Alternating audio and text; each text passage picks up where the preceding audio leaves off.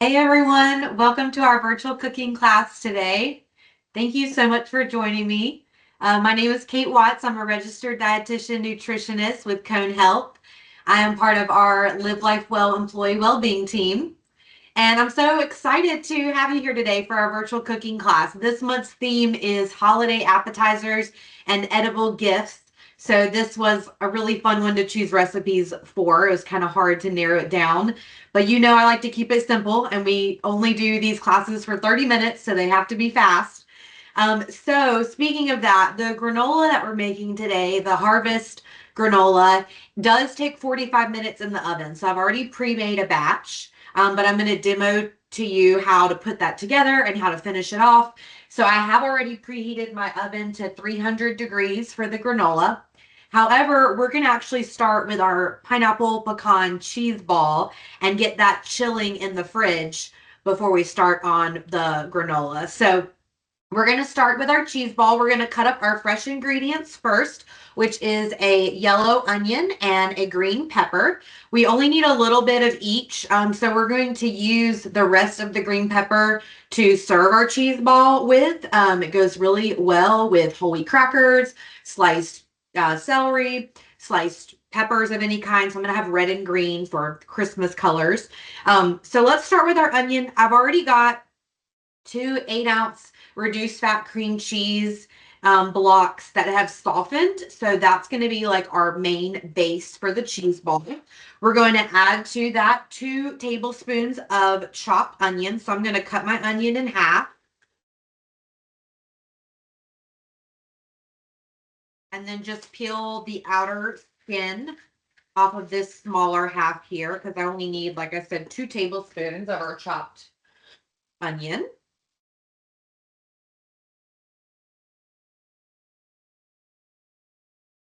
All right, so let's just do a nice little dice here. I'm going to keep one end together, and I'm going to make some slices going towards that root piece, but not cutting through it. So it kind of keeps my onion together. I'd probably stand to use a smaller knife for this, but I'm using my chef's knife.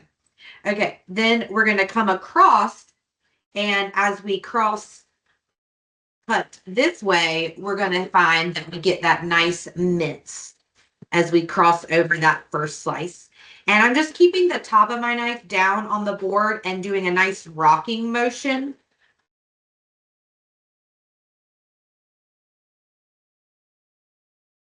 Okay. So we've got about 2 tablespoons. See a couple pieces I want to chop a little finer. So to the bowl of softened cream cheese, we'll add our minced onion.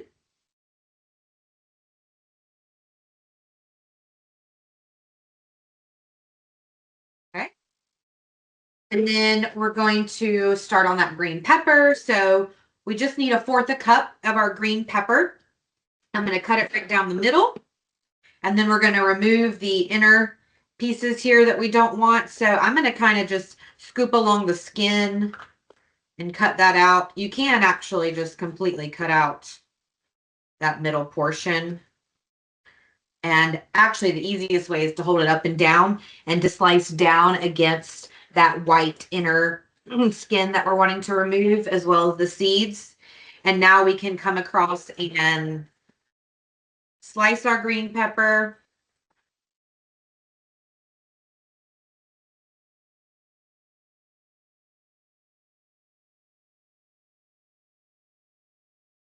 And then dice. So I'm going to put some of these aside as the garnish for our cheese ball, or to eat with our cheese ball, I should say. Dip into it. And then the rest of these we're going to chop to add to a bowl. Again, I'm just keeping my fingers back in that claw. And then another way that you can do this too, if you're newer to chopping and dicing and trying to get more comfortable with your knife skills, you see I'm kind of rocking towards my fingers. Actually, what's better to do is to use your fingers to, as you chop, then move the food towards your knife. And you're keeping your fingers back. You can even place your knuckle right against the knife. And then in that case, you can move back together. This way, your fingers are never under that knife. The knuckles against the knife, the fingers are tucked back. And as you're rocking, you're moving everything together. And another way to get a more fine dice without endangering your fingers is to do kind of the driving method. So we're always driving with two hands, whether it's here or here. So if you want to then come across with a finer dice, you're holding your grip here, and you can either use your fist or put that finger out if you like that little bit of extra control. And then you're going to come across where you've got your fingertips on the tip of the knife. And again, you're rocking back and forth to get a finer dice, whichever direction you want to go. For this cheese ball, I would say the finer you dice things, the more kind of gourmet it's going to look. If you want a more rustic look, you can leave things more roughly diced or roughly chopped. So there goes our green pepper. Okay, so let's put this here. So we've just added to the cream cheese our onion and our green pepper. We're going to add a half a cup of chopped pecans to the inside of the cheese ball. And then after it's chilled, we're going to then cover the whole cheese ball in chopped pecans. Okay, the only other ingredients are pepper. We'll do a half a teaspoon of black pepper. I don't want it to all dump out. There we go. Okay, or more if you like. And then my favorite part of this particular cheese ball, or the reason I chose this cheese ball, is I really love the crushed pineapple combination for the holidays with the pecans and the green pepper and the onion and the cream cheese. It's all just so good together. But this, and it smells delicious. This just gives it kind of like a more special feel, I guess. The crushed pineapple. You do want to drain your crushed pineapple, and I'm just using crushed pineapple in 100% pineapple juice, but then I drained the juice, and I'm actually using a spoon to scoop it out so that I can avoid, again, more of that juice, so that our cheese ball sets up pretty nice. And I know this is such a simple holiday appetizer, but it's a crowd pleaser. And I just think it's kind of fun to make. And it's just something a little different than your, cheese and meat board or whatever you like to make for the holidays. So there's our pineapple. And then this is optional. I am going to add about a quarter cup of shredded cheese. It's a blend of Monterey cheddar and queso. So I'm just going to do about a fourth a cup. You don't have to have this. I just like the little bit of variation inside of the cheese ball, but you can just do the cream cheese. Okay, we're going to just mix this all together now. And as we form it into a ball, then we're going to just put it into the refrigerator to chill. And I think a wooden spoon is going to probably work a little bit better. The softer your cream cheese, the easier this part's going to be. And you can absolutely use a mixer or whatever. I just tend to hand mix it.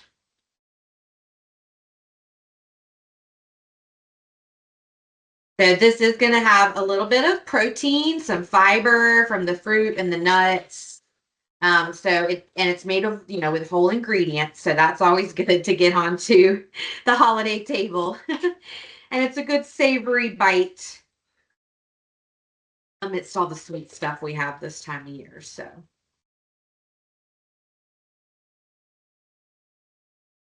this actually could make two small cheese balls or one large. It's a pretty big portion, or you could half the recipe using just one of the 8-ounce blocks of cream cheese and make a smaller cheese ball.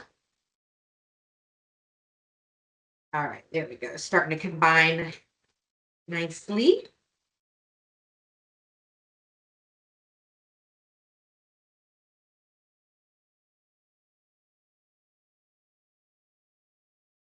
Switch to this wooden spoon and finish this off.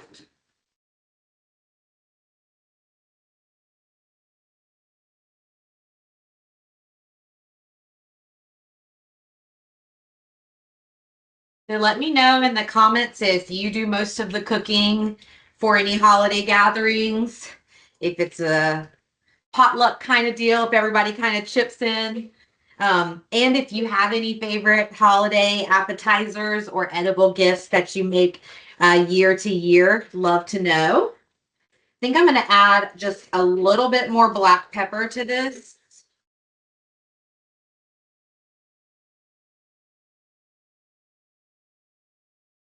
I kind of doubled the amount there.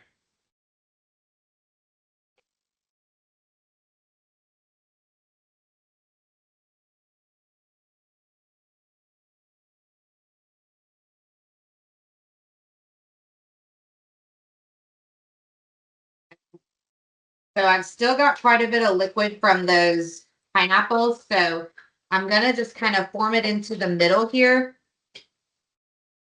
and let it set up in the fridge. And then I think we'll be able to work with it a little bit better once it comes out. I'll probably have to do 2 smaller ones.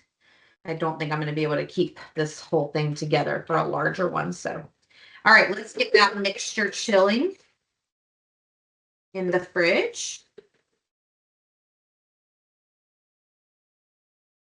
Just going to cover it with some plastic wrap. So it's just everything's combined, kind of lumped into the middle. Not quite in a ball yet. Hopefully we'll get there.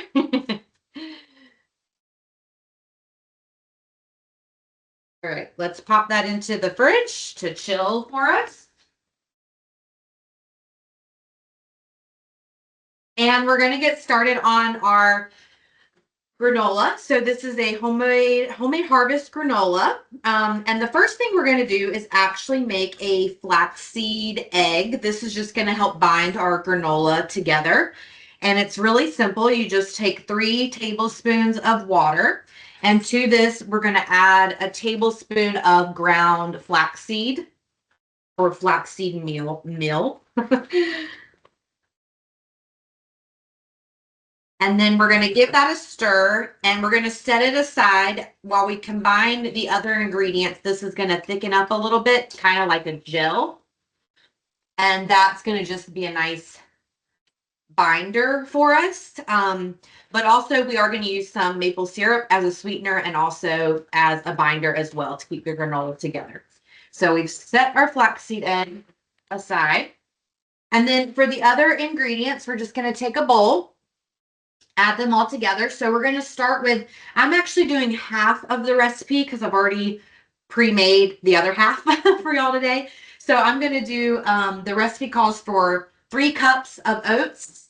I'm going to do 1.5. And if you make the full recipe, it's going to make about 6 cups of granola. Okay, so there's our oats. Next, we're going to add to that our almonds, and it says walnuts or pecans. Since I have pecans that I'm also using in the cheese ball, I'm going to go ahead and use some pecans. So we're going to do 1/4 cup of each of these. Again, the recipe calls for 1/2 cup each. I'm doing half of a recipe. So we're going to add pecans. We're going to add some almonds. You can do chopped, or I just bought the slice already done. Again, if you want a finer chopped, you could get the crushed pecans for either of these recipes, or just do what I did and take the chopped and then chop them up a little bit more myself at home. Gonna also do some pita seeds or pumpkin seeds. That's where that harvest part comes in, as well as our spices and flavorings. So we're gonna do really simple. We're doing cinnamon, vanilla extract, and maple syrup. You could also use honey or agave syrup. So we're gonna do half a teaspoon of cinnamon.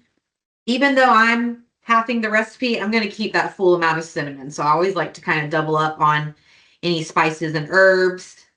So there's our cinnamon. And then we're going to also do a half a teaspoon of vanilla extract. So for the full recipe, you would do 1 teaspoon of vanilla extract.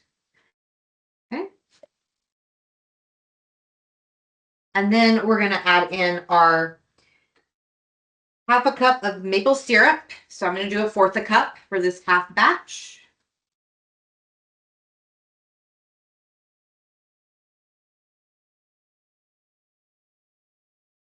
And we're going to leave the dry fruit out until the end. So what you're going to do is bake your granola in the oven at 300 degrees for 45 to 55 minutes. And then we're going to add in our dried fruits. And at that point, if you wanted to add any other toppings like dark chocolate chips or shredded coconut, anything like that, you could add that at the end as well. So right now we're just basically roasting the oats and toasting the nuts as well. And then we're getting it all to stick together with the binders. So now that we've got all of those ingredients, check on our flax egg. Give that another little stir. So it's thickened up a little bit. If you leave it to sit longer, it will thicken up even more. Go ahead and add that in.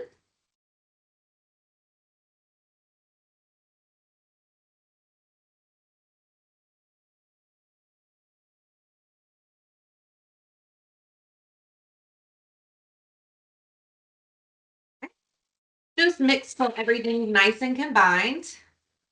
And we're going to take our baking sheet lined with parchment paper.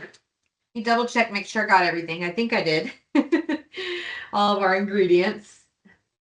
Okay, great. So now we're going to just spread this out evenly across our parchment paper. And it's going to make your kitchen smell so good. I love granola this time of year on top of oatmeal in the morning or yogurt parfaits in the morning. And the homemade granola is just so nice because you can control everything that goes into it. You can control, how much added sugar. You can add in whatever nuts and other toppings and fruits that you want. And it's very easy to make, and it's going to keep probably about a week, 5 to 7 days in an airtight container. And of course, we're making these today as edible gifts that we can give to friends. So I'm going to show you how I would finish that off. So once I've kind of spread this out in a even layer, we're going to pop it into the oven. And set a timer for 45 minutes, and then we'll check on it. You don't have to stir this one or anything like that. You kind of want it to clump together a little bit to give it that, granola feeling. We're going to now look at the final product. So once you've cooked your granola, it's going to have, stuck together a little bit, and you can break it into smaller pieces. Like so. So it is going to be kind of in one sheet. That up. So you've got kind of little granola clusters. Okay. And it smells really good. So now we're going to add our dried fruits on here. So I've got some pitted dates that I've already chopped up. I noticed you could buy them chopped, but they had a lot of added sugar. So I went for the pitted dates and then just chopped them myself. As much as I can, I get the unsweetened dried fruits. You can't always find them. You can get like a 50% less sugar dried cranberry. These sweetened cherries didn't have too much added sugar compared to other dried fruits, but we're doing, I'm not going to measure these out here. I'm just going to sprinkle it over. But for a full recipe, you would do about a half a cup each of your various dried fruits. So I think the recipe called for raisins, dried cranberries, and dates. And I did some dried cherries instead of the raisins. Golden raisins go really well in this harvest granola as well. Okay, so now that I've got my fruit mixed in, we're going to add this to an airtight container. And because we're in the South, it obviously has to be a mason jar. So we've got our mason jar here. And this is really just what I would use for gifting something homemade like this. So I'm going to do my best here on camera, extra pressure. What I usually do is I just roll it up. This is going to be a huge mess. I just know it. And then I put it into the mason jar.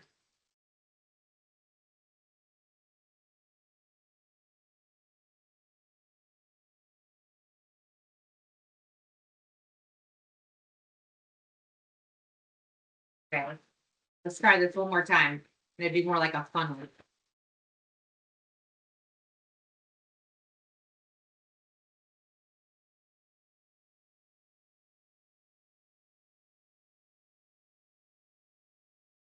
There we go.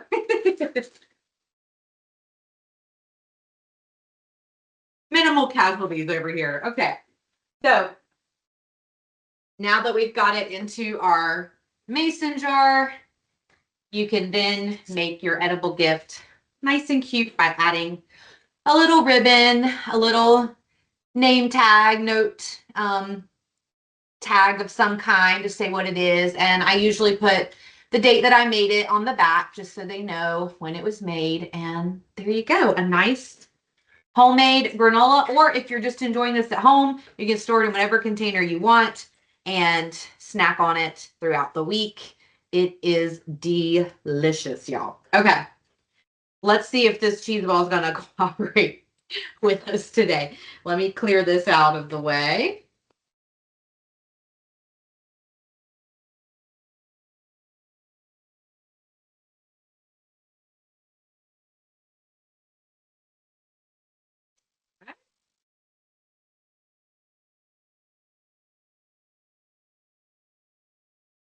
So this really needs about a minimum of 20 minutes to chill.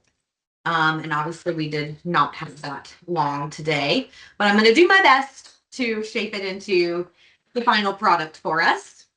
So I've got my pretty glass dish it's going to go on. I've got my chopped pecans for the outside of the cheese ball. And we're just going to do the best we can here. So this would really need to chill longer, and then you'd be able to form it into a nice ball where you could almost just pick it up and roll it in the nuts, which was my plan. But we're going to pivot here, and I'm going to put this onto our plate, formed into a ball. Okay, it's going to work out great. There we go. We'll let the rest of this chill, and we'll make our smaller cheese balls with that later. Pop that back in the fridge. Okay, so I've got our cheese ball formed to our plate. We're going to top it with our chopped pecans.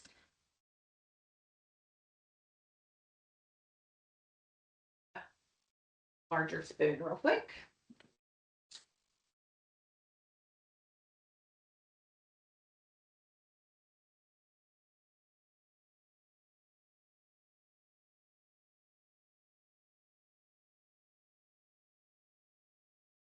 This is a recipe that my mom had written down, you know, in like the kind of paper recipe card that's clearly been around for like 20 plus years, where the writing's like barely legible because it's been so rubbed off and everything's sprayed and everything's stained from cooking with the recipe card on the counter. One of those kind of recipes.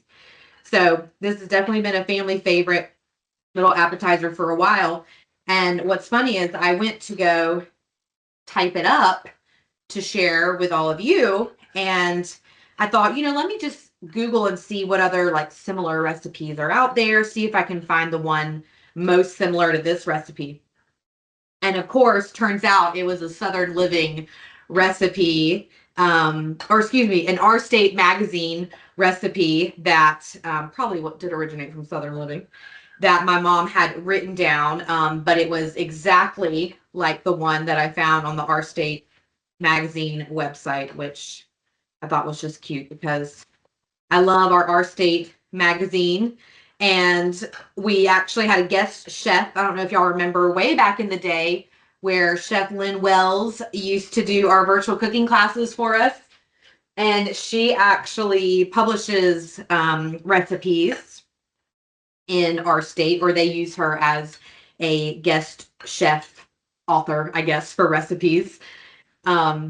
So it really would have come full circle if her name had been there on the tagline for the recipe. But obviously this recipe's been around much longer than Lynn, because it is a classic, really. So see, it all comes together just fine. We could add a little more, probably pecans to this side. Let's do that. Let's make it a little prettier. We got 1 more minute left.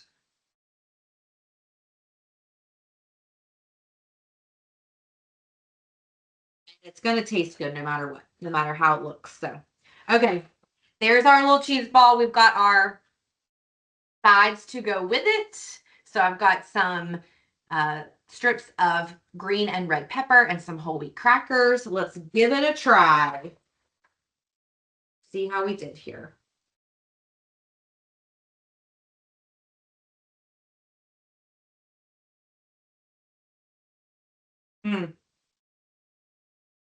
It's so good. I hope y'all enjoyed our virtual cooking class today. Thank you for joining me. Let me know if you try these out. I'm going to check the chat box, see what holiday recipes y'all are getting into today. If you're watching us on our YouTube channel, all of our virtual cooking classes are recorded and posted on the Live Life Well YouTube channel. And if you're joining us there, you can find the recipes down in the description box below. Thank y'all again for joining, and happy holidays.